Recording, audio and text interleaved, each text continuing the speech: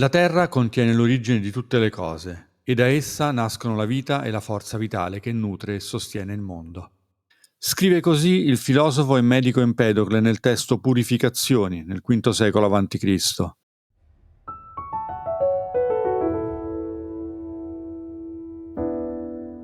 Ora chiudi gli occhi e immagina di posare le mani su un panetto di argilla. Fai scorrere le tue mani sulla superficie. Cerca di percepire la temperatura della terra, se è troppo asciutta, se ha bisogno di essere inumidita, se ci sono alcuni punti in cui è troppo dura. Cerca di sentire la consistenza dell'argilla, cerca di trovare un contatto con questo pezzo di terra e cerca di renderlo armonico. In questo modo, piano piano, troverai l'armonia anche dentro di te. Poi apri gli occhi, osservalo, respira. Ogni volta che si comincia a costruire qualcosa con l'argilla, è come riconnettersi con le energie primordiali della terra. La vita è la forza vitale che nutre e sostiene il mondo, come diceva Empedocle, no? C'è un'energia dentro ognuno di noi e quando lavoriamo l'argilla, questa energia viene scambiata e fusa con quella della terra. Siamo Valentina Del Bufalo e Andrea Talarico e nel 2017 l'acquisto di un garage ad Ortigia ci ha permesso di scoprire il mondo della lavorazione dell'argilla. Questo è Noi due e l'argilla, felicemente imperfetti, un podcast in cui raccontiamo come l'arte di lavorare questa terra ci abbia avvolti in un'energia nuova che ha cambiato il nostro modo di vivere, portandoci a rendere quest'arte una passione, un lavoro e uno stile di vita. Un viaggio in 6 episodi in cui racconteremo la nostra storia e quanto il contatto con la terra e il lavoro manuale possa essere benefico per ognuno di noi. Ma cosa c'entra l'acquisto di un garage ad Ortigia con la lavorazione dell'argilla? Andiamo con ordine. Io lavoravo come freelance nel supportare l'organizzazione di eventi internazionali, un lavoro che mi portava in giro per il mondo e un giorno mi ha portata ad Ortigia. C'è un'antica leggenda che racconta che Ortigia è custodita da un genius loci, un'entità spirituale che ha il potere di attrarre a sé ogni anima sensibile che capita nella città anche solo di passaggio. Io, che vivo di sensazioni, ho subito sentito un legame profondo con quel luogo. Tutto quello che si vede a Ortigia è bello, caldo, avvolgente. Mi incantavo ad osservare la piazza del Duomo, che la sera si tinge di rosa e di giallo. E guardando quegli edifici di pietra calcarea, la magnificenza del Duomo e ogni più piccola strada, sembra di sentire le emozioni e le passioni delle vite passate, di tutti gli uomini e le donne che l'hanno vissuta per migliaia e migliaia di anni. Così, quella volta ho avuto la nitida sensazione che Ortigia per me non sarebbe stata solo di passaggio.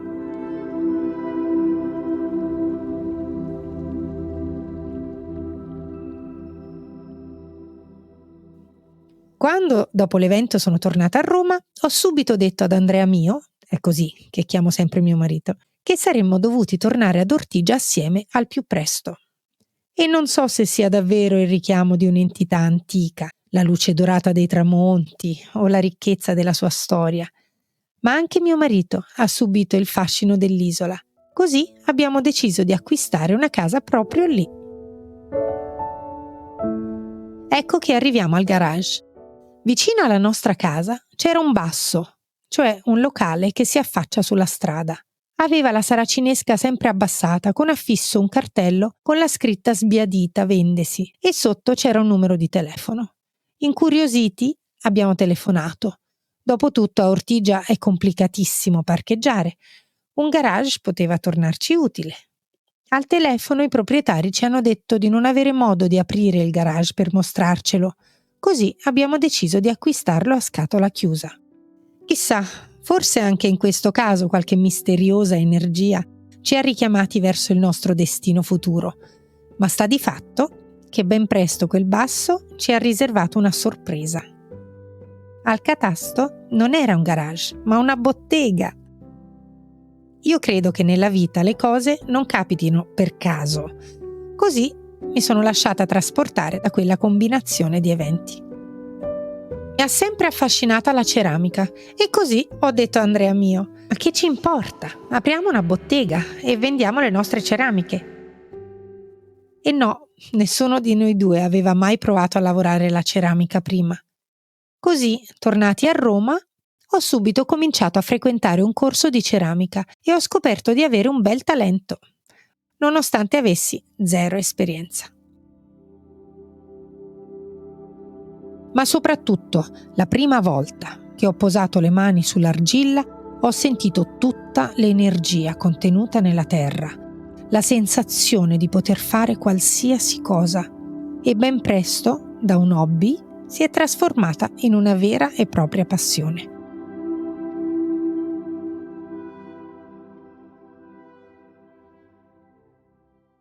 Cosa significa lavorare l'argilla? In questo primo episodio vogliamo raccontarti come inizia la creazione di un oggetto in ceramica. Partiamo dalle basi. Che argilla utilizziamo? Le tipologie di argilla sono infinite. Noi abbiamo scelto di utilizzarne 3 tipi. L'argilla bianca, che è più difficile da lavorare ma è più facile da dipingere. L'argilla rossa, la cosiddetta terracotta, che è più facile da modellare perché rimane più umida e morbida a lungo. E la pirofila, che ha uno stupendo colore arancio acceso e soprattutto si può utilizzare per cuocere pietanze poi nel forno di casa. L'argilla oggi arriva quasi sempre già semipronta, ma in ogni caso bisogna prepararla per la lavorazione finale. In questa fase è necessario massaggiarla, eliminare eventuali impurità, infiltrazioni d'aria, e questo è fondamentale per renderla omogenea e in grado di resistere bene alle alte temperature del forno nel quale dovrà trascorrere molte ore e attraversare più cicli di cottura. Se l'argilla non viene preparata bene, il rischio che qualcosa si rompa nella fase di cottura è sempre più elevato. Soprattutto quando si posano le mani sull'argilla, tutto si ferma, viene lasciato fuori e si torna alla base, al nucleo originario di tutte le cose, che è la terra. Avviene uno scambio di energia fra noi e la terra, e ripulendo la terra dalle impurità, ripuliamo anche noi stessi. Trasferiamo all'argilla le angosce, il dolore e ce ne liberiamo. L'arte non imita semplicemente la natura, ma riproduce l'emozione dell'anima attraverso la materia, dice Aristotele nel De Anima, un trattato sull'anima, appunto. Aristotele parla proprio dell'arte come uno strumento catartico per l'autore e per lo spettatore. Ecco, è esattamente questo. Lo vediamo nelle nostre creazioni e in quelle delle persone che incontriamo.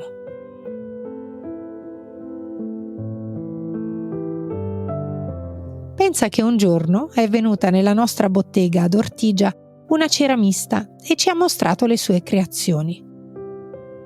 Erano oggetti dalle forme dure, molto marcate, spigolose, e mentre ce le mostrava, la ragazza ci ha spiegato di averle realizzate in un periodo molto cupo della sua vita, e in quelle forme ho percepito tutto il suo dolore. L'argilla non poteva che plasmarsi secondo le sue emozioni. Eccola, la magia dell'argilla. Tornare al nucleo, denudarsi delle proprie emozioni, anche le più difficili da far emergere. Proprio per questo, ogni volta io cerco di lavorare l'argilla quando sono serena. Perché quello che vogliamo è che le nostre creazioni portino un sorriso nelle case di chi le acquista.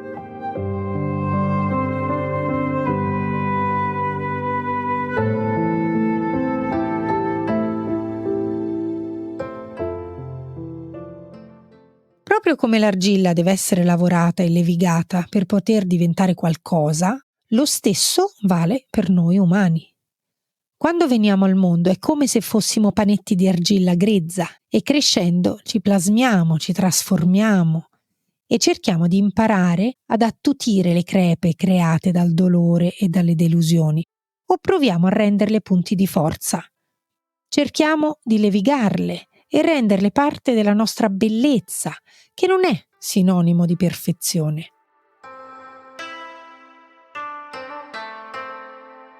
Febbraio 2012, Roma.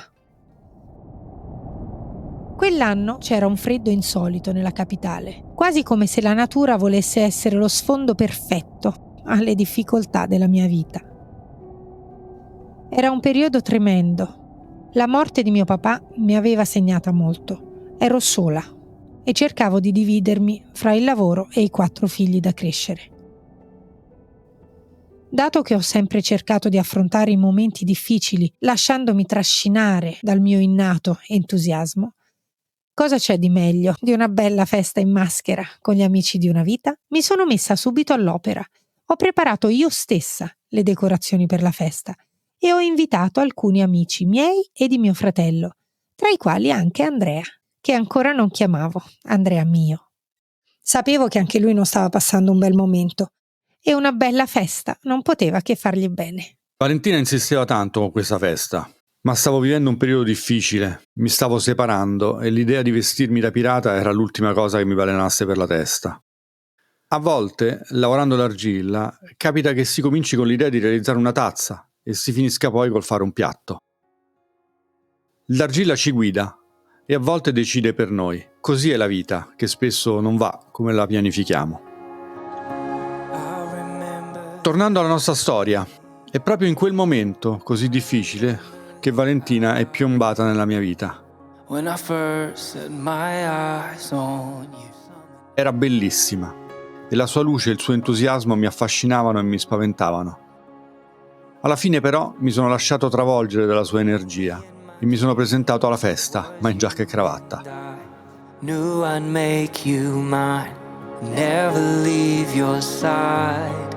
If only in my dreams it was you and I.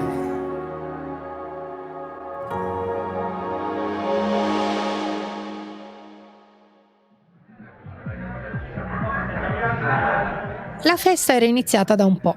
Io indossavo un bellissimo costume da piratessa ed ero davvero felice di aver organizzato quell'evento. Molti invitati erano già arrivati e ormai credevo che Andrea non sarebbe più venuto.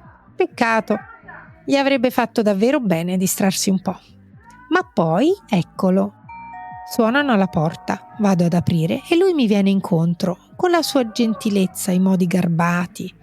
Mi abbraccia e mi sussurra all'orecchio: sono venuto solo per te. Ero felice di essere riuscita a convincerlo. Dopo la festa, quando ormai tutti erano andati a casa, Andrea si è trattenuto un po' di più e ci siamo seduti sul divano a chiacchierare. Ed è lì che, inaspettatamente, per la prima volta, l'ho guardato negli occhi e l'ho riconosciuto. Eccolo, è lui, mi sono detta, e l'ho baciato. In this moment I am holding you so tight. Can you believe our dreams have become real?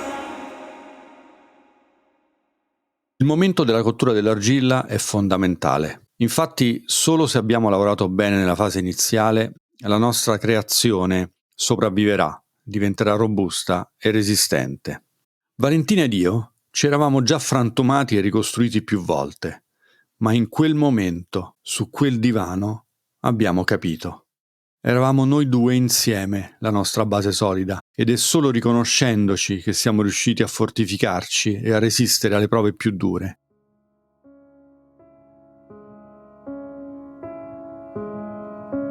Nel 2015, a 40 anni, mi è stato diagnosticato il Parkinson ad esordio giovanile.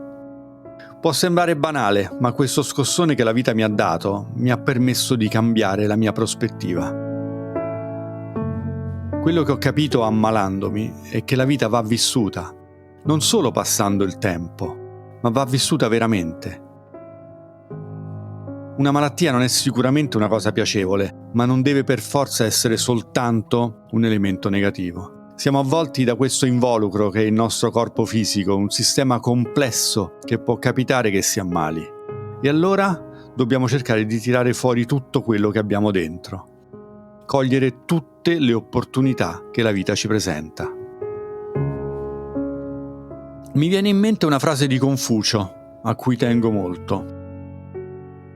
Abbiamo 2 vite, la seconda inizia quando ci rendiamo conto di averne solo una.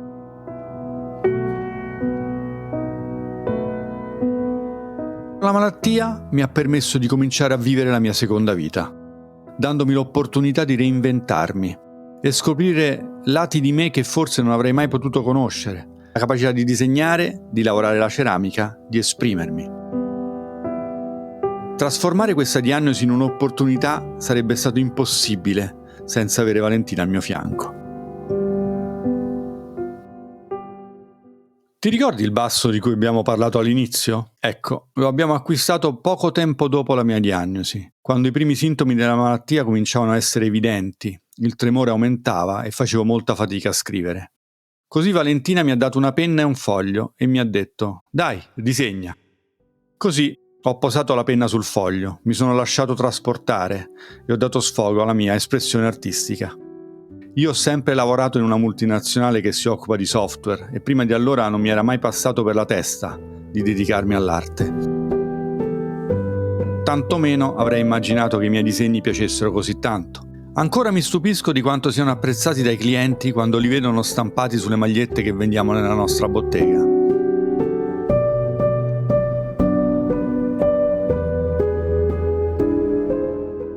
Quando si ha una malattia e ci si ama, quella malattia è di entrambi. Ed esserci trovati insieme ad affrontare il Parkinson ancora una volta ci ha dato la prova di quanto la nostra unione fosse forte. Hai presente quando incontri una persona e ti rendi conto che ti rende te stessa più di quanto lo saresti da sola? Io sono sempre stata caotica, piena di energie, di voglia di fare, e Andrea mi ha aiutata a non disperdermi, a canalizzare la mia forza, a riordinarmi. E io l'ho aiutato ad uscire dagli schemi, a rendersi conto che in fondo non importa se le cose non vanno come avevamo programmato.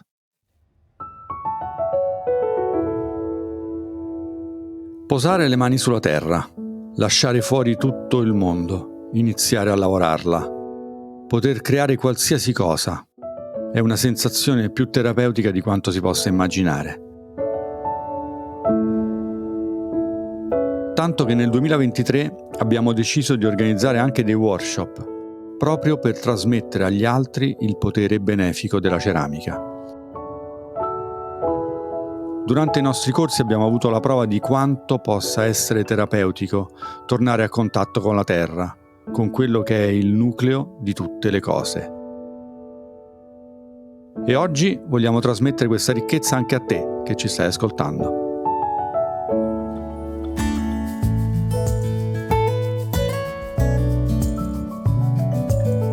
Noi siamo Valentina Del Bufalo e Andrea Talarico e questo era Noi due e l'argilla, felicemente imperfetti. Se questo episodio ti è piaciuto, continua a seguirci sulla tua app di ascolto preferita. E se ti va di dare una sbirciatina alle nostre creazioni, seguici sul profilo Instagram Tazzamore. Grazie per essere arrivato o arrivata fino a qui. Se l'episodio ti è piaciuto, lasciaci un like e un commento per sostenere il podcast.